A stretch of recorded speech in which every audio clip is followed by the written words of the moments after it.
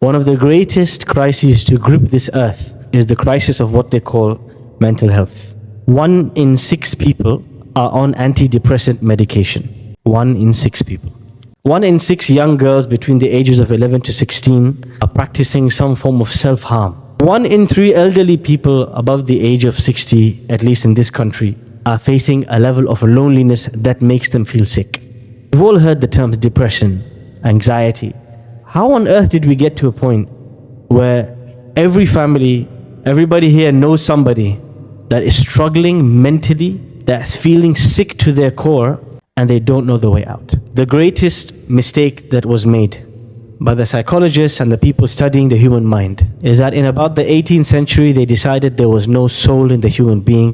The human being is just blood, flesh, and bones. When you remove the soul from the human being and you do not acknowledge the fact that Allah created the human being with this part, this central essence, what happens? You're feeling sad. Sadness is just hormones in your head. So if you want to treat your sadness, let me give you some tablets. We'll fix the chemicals. Sadness is chemicals. Anger is chemicals. It's all just a bunch of chemicals and hormones. And so the treatment becomes the same. What happens then? You have a whole race of people, tens and thousands of people, hooked on medication, hooked on therapy, never-ending issues, tortured mentally. And they think that the solution is to continue in this system that is rigged. Ibn al-Qayyim al-Jawziyah, a scholar from the 8th century Hijri, in this book, Madarij al-Salikin, The Stations of the Seekers. This book is about the journey of the soul. And it is about realizing that you and me, we are a soul having a physical experience. We are not bodies. Our bodies don't belong to us. There will come a day when we will be removed from our bodies because we are the soul. That's who I really am. Before this world was created, before this universe came into existence, there was Alamul Arwah, the world of the souls. You did not have blood, you did not have flesh, you did not have eyes, you did not have ears, you did not have clothes, you did not have a job, you did not have a family. You only had one thing, you were a soul. And in this world, the universe of souls, there was nothing physical, only the souls. Allah subhanahu wa ta'ala asked the souls, قَالَ أَلَسْتُ بِرَبِّكُمْ, am I not your Lord? قَالُوا بَلَا شَهِدْنَا, they say, yes, absolutely, of course you are our Lord. This is where the journey really began. The journey, our journey, began when we were really born. Not born into this world, we were born as souls in the universe of souls, the realm of souls, before the heavens and the earth and all of this creation came into existence. That's where the journey began. And the journey will end when your soul will be taken out of your body and resurrected in front of Allah. The journey is the journey of a soul. The body is just one pit stop. 60 years on the journey, you have a body. After that, it's gone. The real journey is the journey of the soul. This book, Madarij al-Salikin, Bayna Manazili Iyaka Na'budu wa Iyaka Nasta'in, its central thesis, its introduction is the idea that Surah Al-Fatiha, Surah Al-Fatiha, the surah we recite every day, has the cure for all our problems. That is the argument that Ibn al-Qayyim makes. He says, you've got physical problems, you got mental issues, you got family issues, it doesn't matter. Surah Al-Fatiha contains the cure. Believe it or not. If only you understood it well, and if only you were able to implement it in depth. How on earth is 7 verses going to fix the problems of humanity? You might ask and you might wonder. Ibn al-Qayyim starts by explaining that Surah Al-Fatiha begins with 4 names of Allah. And he says that all the names of Allah can come under these 4. Who can tell me the 4 names of Allah in Surah Al-Fatiha? So Allah, Ar-Rabb, Ar-Rahman, Al-Malik, or Al-Malik. These 4 names is a summary of who Allah is. And if you deeply internalize this in your life, these 4 names, it will erase and remove the vast majority of your issues in life. The first name, Allah, makes us realize that the only one we should be turning to and worshipping and devoting our time and attention to and looking to please is not people, it's not career progression, it's not this, it's not that, it's not money. It is the one who created and fashioned us and the one who will return to.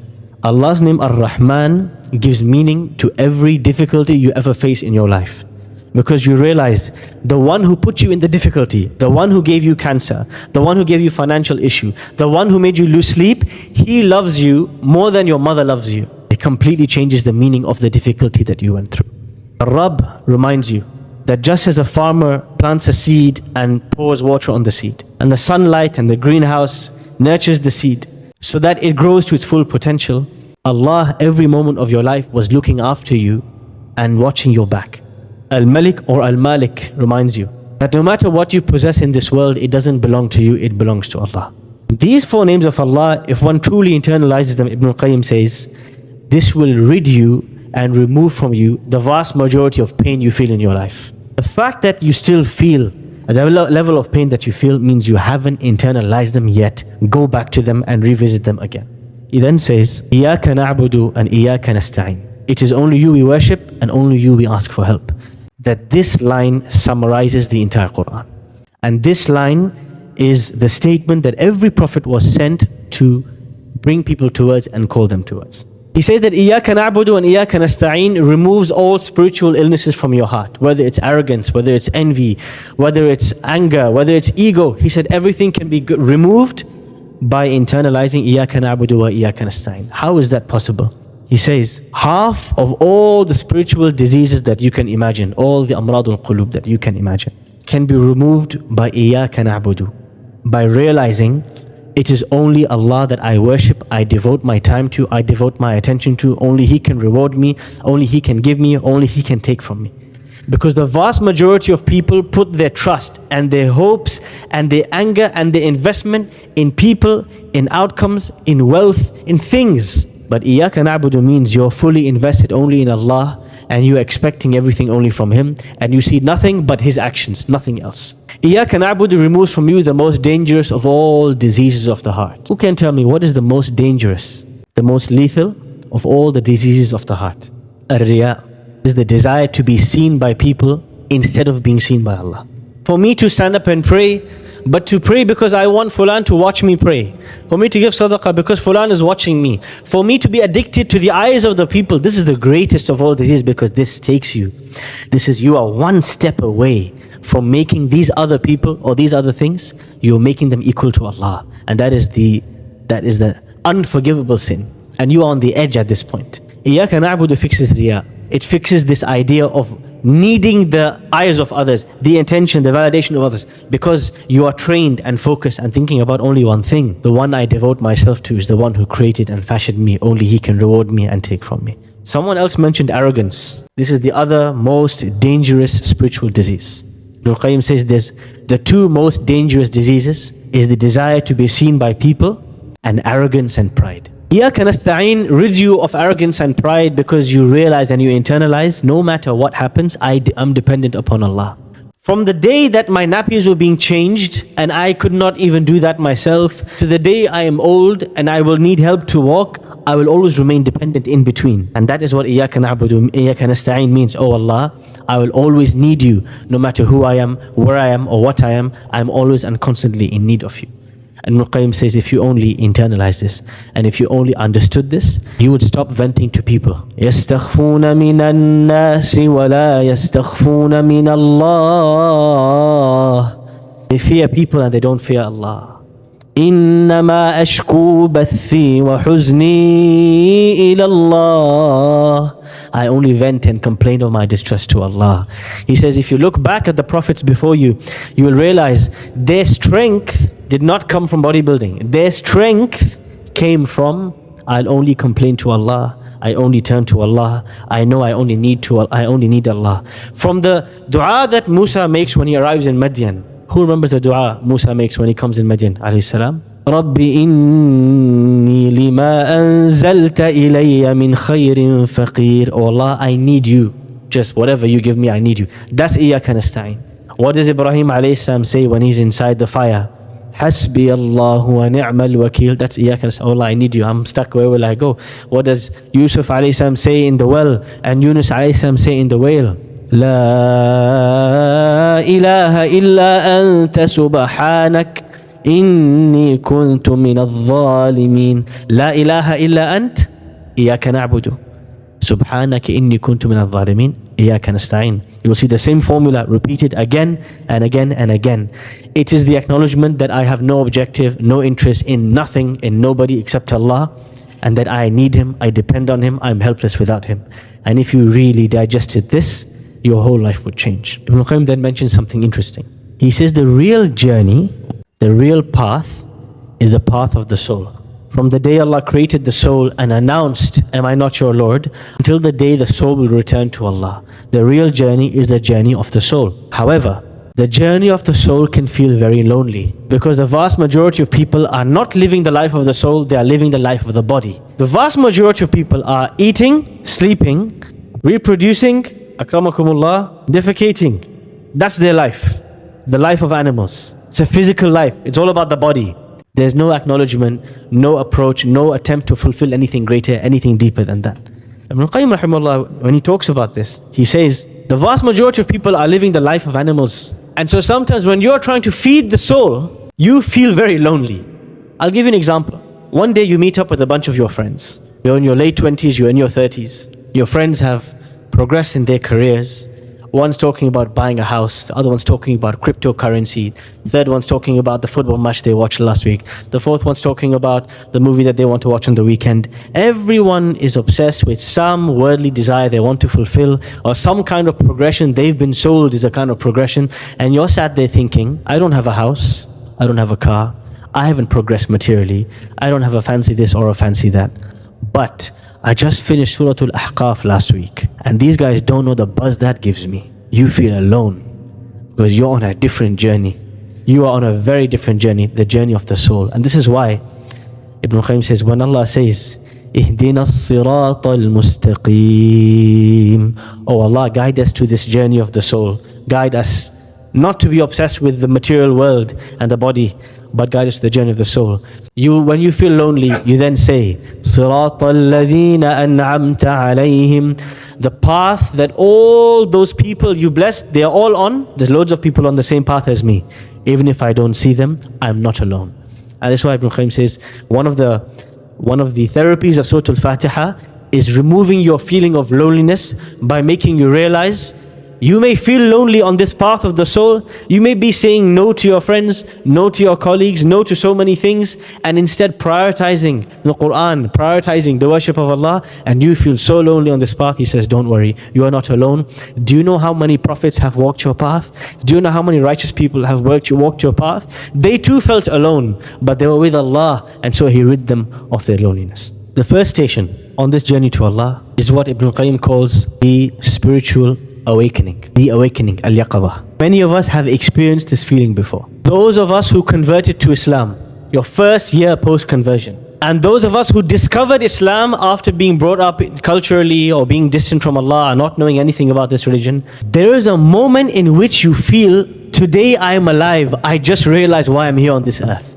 This moment, this exact precise moment, Ibn Qayyim calls al-yaqadha. This is the true awakening. You know what that means? The day you realize why you're here and where you're going, today your life began. Today is the day your life began, not before. Ibn Qayyim says that the vast majority of people on this planet are fast asleep. تَحْسَبُهُمْ أَيْقَاظًا وَهُمْ رُقُودٌ. You think they're awake, but they're fast asleep. The idea is this: the vast majority of people that we live and work and have befriended in our lives, the vast majority of them are living their lives like zombies. The moment they wake up, they check their smartphone, and before they sleep, they're doom scrolling. But despite all that information and all those videos and all those maybe even reminders that they're watching and Quran they're listening to, they feel empty inside. It's people who use distraction as a coping tool. Whenever they feel something, anything, fear, sad, love, loneliness, whatever they feel, they use distraction of some kind. Many of us can relate to some of these feelings. Some of us realize that we are one of those dead people inside. We are spiritually dead. And now the question is, how do you wake up if you are spiritually asleep? Many people, they have this question when my iman is low.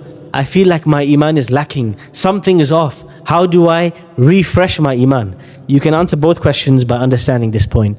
How do you, somebody who is heedless of Allah, distant from Allah, constantly distracted, overstimulated, empty inside, the salah has nothing, how do you awaken this person? To wake up the heart of a human being, you have to have two things. You have to have two realizations. If you don't have these two realizations, you will forever remain in the darkness of distraction and emptiness and sadness, melancholy, and you will be on drugs and you will be in prison and you will be tortured in this life until two things make you realize you have to wake up. The first is realizing the blessings of Allah subhanahu wa ta'ala. Allah deserves my praise. He deserves my attention. He deserves my worship. What He has given me, I can never count. I put my hand on my chest and I feel my heart beating and the blood pumping through my veins. I could not count the number of blood cells He created in me.